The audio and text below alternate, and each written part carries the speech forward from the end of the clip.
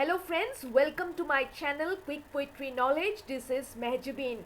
Today I present before you line by line explanation of William Shakespeare's Sonnet 7. I have already explained the first 6 sonnets of Shakespeare. You will find them all in the playlist with exclusive videos featuring the summaries of these sonnets. Like the previous sonnets, even Sonnet 7 is addressed to the fair youth.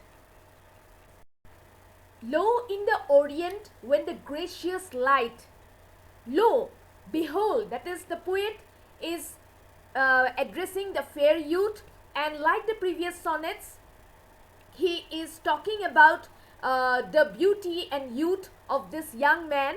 He is referring to the beauty and youth of this young man, and he is saying that in the Orient, that means in the East, when the gracious light, that is the light of the sun, the beautiful light of the sun, lifts up his burning head, when the sun lifts up his glowing head in the morning with each sunrise,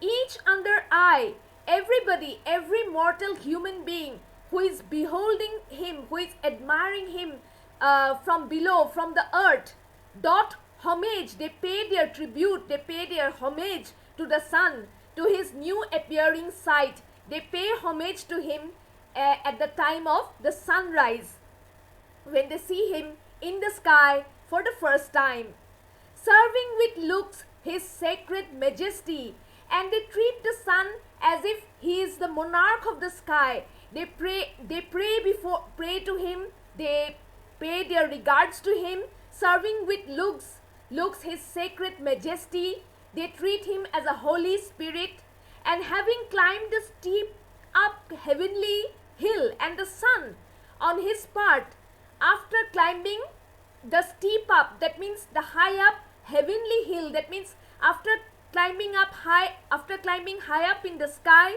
he resembling strong youth in his middle age. The sun reaches the middle age of his life, especially at noontime, and at that time he resembles the strong young people. Yet the mortal human beings, they admire him even at that stage. Yet mortal looks adore his beauty still. They admire him even at that stage, attending on his golden pilgrimage, and they pay tribute to him at that golden hour of his life, at that golden hour of his time, when he is touring the whole sky like a pilgrim.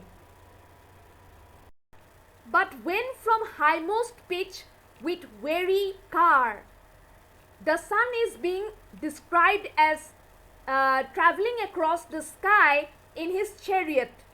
But when from highmost pitch, that means from the highest part of the sky, with weary car, the sun gets exhausted, and his wheels start slowing down. Like feeble age, the sun appears to grow weaker, and he staggers from the day's work, from the day's activity.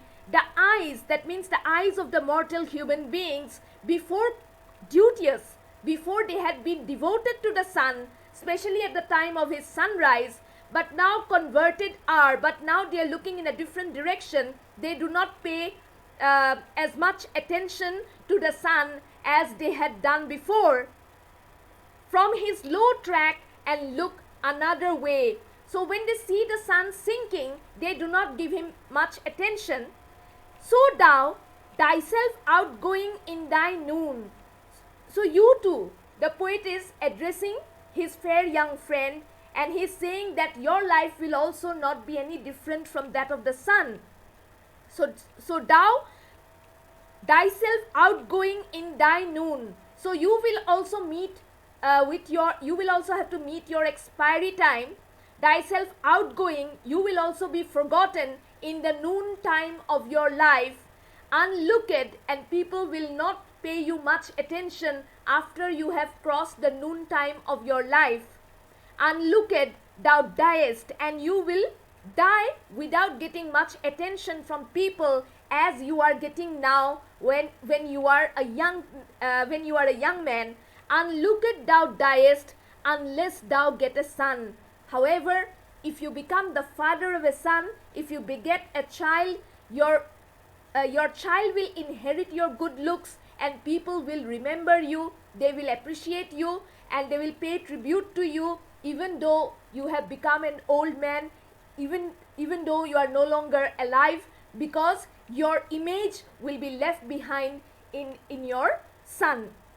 So the main idea of the poet is to convey the message to his friend that it is important for him to beget a son, to have a child in his lifetime, so that he does not get neglected as the sun gets neglected when it crosses the noon time of its life. Well, that's all for today. I will meet you soon with the summary of Sonnet 7. Until then, bye.